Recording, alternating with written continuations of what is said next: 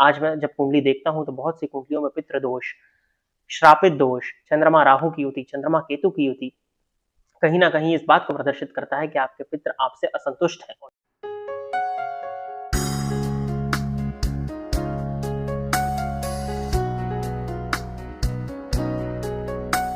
नमस्कार, स्वागत है आपका प्रोफेशनल एस्ट्रोलॉजी पर। मैं यशराज तिवारी आज आप सभी के सम्मुख उपस्थित हुआ हूँ दी एस्ट्रोलॉजी शो के एपिसोड नंबर 136 को लेकर। साथ ही साथ आज के इस कार्यक्रम में हम जो कि पितृपक्ष 2025 अभी चल रहा है, तो पितृपक्ष के विषय में भी चर्चा करेंगे। साथ ही साथ क्या चीजें आपको करनी चाहिए ताकि आपके पितृ आपसे खुश हों और आपको आशीर्वाद प्रदान करें, ताकि आपके जीवन काल में सुख और समृद्धि की प्राप्ति आपको हो सके। जैसा कि आप सभी दर्शक जानते हैं कि इस कार्यक्रम में मैं आप सभी दर्शकों के द्वारा पूछे गए प्रश्नों के जवाब देता हूं।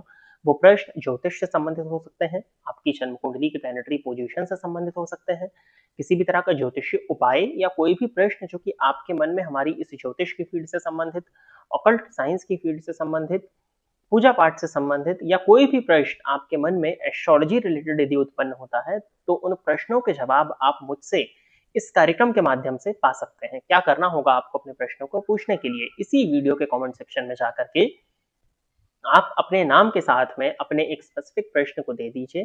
फिर जैसे ही दी एस्ट्रोलॉजी शो के अन्य एपिसोड्स आते हैं, उन एपिसोड्स में मैं आप सभी दर्शकों के द्वारा पूछे गए प्रश्नों के जवाब को लेकर के उपस्थित हो जाऊंगा। यदि आप इस कार्यक्रम को देखते हैं और इस कार्यक्रम के माध्यम से आपका कुछ भी लाभ होता है, तो आप इस वीडियो को लाइक करें, साथ ही साथ इस चैनल को सब्सक्राइब करें, ताकि इन फ्यूचर जो भी कंटेंट मेरे द्वारा इस चैनल पर अपलोड किया जाता है उसका नोटिफिकेशन आपको मिलता रहे। यदि इस कार्यक्रम के माध्यम से आपका कुछ भी लाभ होता है, तो आप इस वीडियो को ज्यादा से ज्यादा लोगों के साथ में शेयर करें, ताकि और भी लोगों का लाभ और उसका माध्यम आप सभी दर्शक बने। यदि आप जानना चाहते हैं कि आपका ये वर्ष और आपका ये माह कैसा होने वाला है, तो इस वीडियो के डिस्क्रिप्शन बॉक्स में आपको शुरुआत में ही 2 प्लेलिस्ट का जो लिंक दिया हुआ है, उन्हें अवश्य ही चेक कर लीजिएगा। आज के इस कार्यक्रम का जो पहला प्रश्न है, उस तक मैं बढ़ूं उससे पहले मैं आपको पितृपक्ष के विषय में बता देता हूं। अब वेडनेसडे को आपको ये वीडियो मिल रहा है। पितृपक्ष का जो भी समय है, जो भी शेड्यूलिंग है, वो आपको शॉर्ट वीडियो के माध्यम से, कम्युनिटी पोस्ट के माध्यम से मेरे द्वारा ऑलरेडी सूचित की जा चुकी है। यदि आप एक्टिवली इस चैनल से जुड़े हुए हैं, तो आपको वो सभी चीजें देखने में मिली होंगी। इनफैक्ट मैं शॉर्ट्स जो बनाते हैं, इनको मैंने उनसे बोला हुआ है कि पितृपक्ष में आप शॉर्ट वीडियो प्रिपेयर करें, वो इंस्टाग्राम पर भी और यूट्यूब पर भी जाएगी, ताकि दर्शकों को पता चल सके कि आज के दिन कौन सा श्राद्ध है, किस तरह से उनको क्या प्रोसीजर को फॉलो करना चाहिए। मैं आपको बता देता हूं, सनातन धर्म में पितरों की कृपा को अत्यंत आवश्यक माना गया है। आप देखेंगे ये जो पूरा क्रम चला आ रहा है कि पहले गणेश जी की आराधना हुई, अब इसके बाद में नवरात्रि का आरंभ होगा, और इन दोनों के बीच में पितृपक्ष को रखा गया है। अर्थात आप ये समझ सकते हैं कि पितृपक्ष को गणेशोत्सव और नवरात्रि से संपुटित किया गया है। यानी कि यदि आपके ऊपर आपके पितरों की कृपा है, तो आपको इस जीवन काल में किसी भी तरह की परेशानियां नहीं होंगी। यदि गणेश जी की आराधना आपने की है और नवरात्रि में आप दुर्गा माँ की आराधना करने वाले हैं, तो आपको पितृपक्ष की आराधना भी अवश्य करनी चाहिए। लोग समझते हैं कि जो पितृपक्ष का समय है, इस समय पर कुछ नहीं करना चाहिए, ये एक बुरा समय है। इनफैक्ट लोग मुझसे पूछते हैं कि मंदिर जाना चाहिए नहीं। अभी किसी का कॉल आया था, तो उन्होंने कहा कि उज्जैन में बाबा महाकाल के दर्शन करने हैं, तो पितृपक्ष में जाएं या नहीं। मतलब लोगों के मन में इतने संशय बने हुए हैं। मैहर जाने को लेकर के लोग पूछते हैं कि धार्मिक यात्रा करें या नहीं, क्योंकि पितृपक्ष चल रहा है। किसी को जेमस्टोन धारण करना है, तो लोग पूछते हैं कि अभी रत्न को पहने या नहीं, क्योंकि पितृपक्ष चल रहा है। देखिए, कृष्ण पक्ष चल रहा है वो एक अलग बात है, लेकिन पितृपक्ष चल रहा है, इस वजह से यदि आप रत्न नहीं पहन रहे हैं, पूजा पाठ बंद कर दे रहे हैं, तो ऐसा कुछ भी नहीं है। जिस तरह से गणेशोत्सव होता है, जिस तरह से आप दुर्गोत्सव मनाते हैं, उसी तरह से ये पितरोत्सव है। ये आपके पितरों की आराधना का समय है। तो ये 15 दिन का समय होता है। इस समय पर घर का जो भी बड़ा व्यक्ति है, यानी कि जैसे यदि आपके दादाजी उपस्थित हैं तो वो करेंगे, यदि आपके दादा नहीं हैं, आपके पिता हैं, तो वो करेंगे। तो घर में जो भी बड़ा व्यक्ति है, वो अपने पितरों के लिए तर्पण करता है, उनको जल दिया जाता है। साथ ही साथ में इस समय पर मैं शॉर्टेस्ट उपाय आपको बता देता हूं कि पूरे पितृपक्ष में नहीं कर पाए, तो नवमी, एकादशी और अमावस्या के दिन घर की दक्षिण दिशा में एक घी का दिया पितरों के नाम से अवश्य ही आपको जलाना चाहिए। साथ ही साथ जो भी तिथि होती है पितरोत्सव में, और आपके पितरों की या जो भी आपके यहाँ पर थे जिनकी डेथ जिस तिथि के दिन हुई है, उसी तिथि के दिन आपको उनका श्राद्ध जो है वो करना चाहिए। उनके नाम से ब्राह्मण भोजन कराना, खाना इत्यादि बंटवाना, ये आप कर सकते हैं। पितृपक्ष में गाय को, कौवे को, कुत्ते को भोजन देना अत्यंत श्रेष्ठ माना जाता है।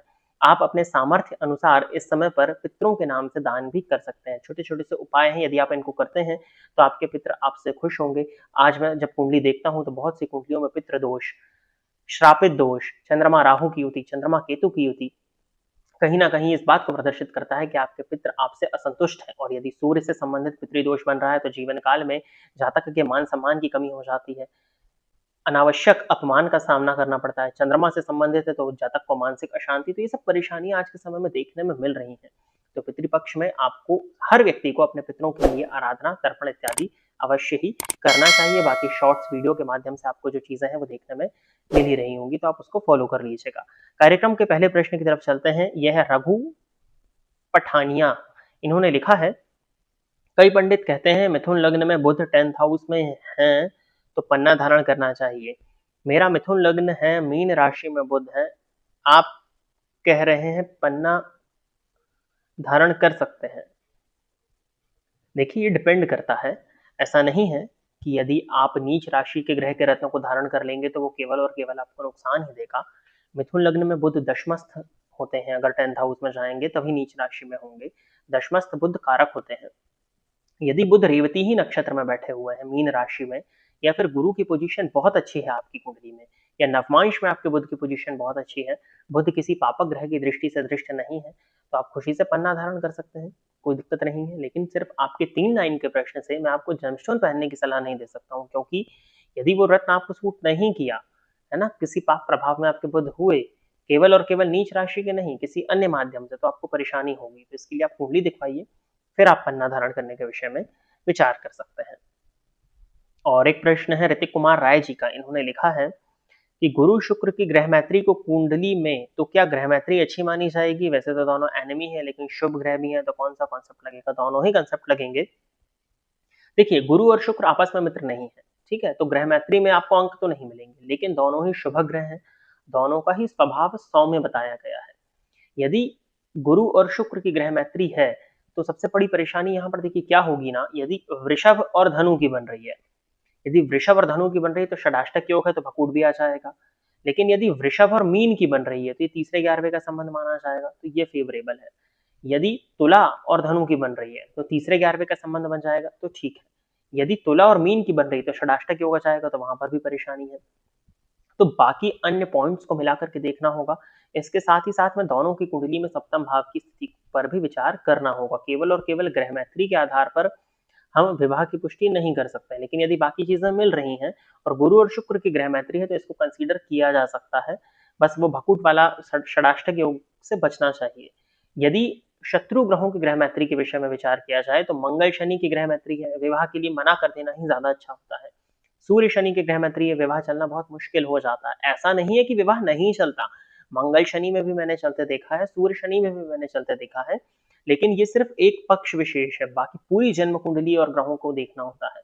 तो गुरु शुक्र की ग्रह मैत्री चलाई जा सकती है, परंतु अन्य पॉइंट्स देखने होंगे। षडाष्टक इत्यादि यदि बन रहा है तो फिर स्कोर कम होगा, फिर अन्य प्लैनेटरी पोजीशंस को देखना होगा, गुरु शुक्र की स्थिति को देखना होगा, उसके बाद में इस पर विचार किया जा सकेगा। और अगला प्रश्न जो है ये दिव्यांश दीक्षित, इन्होंने लिखा है, नवमांश में फर्स्ट लॉर्ड मर्क्यूरी हैं और वो 8th हाउस में है, तो ये अच्छा नहीं है ना। ये दाम्पत्य जीवन में भी कष्ट को दिखाता है और जातक के जीवन काल में भी संघर्ष को प्रदर्शित करता है। अब जन्म कुंडली में देखिए कि वो बुध किस भाव के स्वामी बन रहे हैं। यदि बुध वहां पर भी लग्नेश बनते हैं या लग्न से संबंध है तो कहीं ना कहीं कष्ट, परेशानी, बेचैनी रहेगी। गणेश जी की आराधना करना, सूर्य भगवान की आराधना करना आपके लिए इस कंडीशन के हिसाब से फेवरेबल होगा। नहीं तो जातक के जीवन काल में कष्ट, मानसिक तनाव, बेचैनी, ग्रोथ नहीं हो पाती है, सडन में परेशानियां आ जाती हैं, अकस्मात परेशानियां देखने में मिल जाती हैं। कॉम्बिनेशन अच्छा नहीं है जो आप बता रहे हो। तो प्रिय दर्शकों, इतने ही प्रश्नों को दी एस्ट्रोलॉजी शो के एपिसोड नंबर 136 के लिए सिलेक्ट किया गया था और पितृपक्ष के विषय में मैं जानकारी देने के लिए आप सभी के सम्मुख आज उपस्थित हुआ था। आशा करता हूं कि जितने भी लोगों ने इस कार्यक्रम को देखा वो सभी लोग संतुष्ट होंगे। अपने प्रश्न को सम्मिलित कराने के लिए अपने नाम के साथ में अपने स्पेसिफिक प्रश्न को इसी वीडियो के कमेंट सेक्शन में दे दीजिए। यदि आपको ये कार्यक्रम पसंद आता है तो इस वीडियो को लाइक करें, साथ ही साथ चैनल को सब्सक्राइब कर लीजिएगा। आज के इस कार्यक्रम में बस इतना ही रखते हैं। नमस्कार।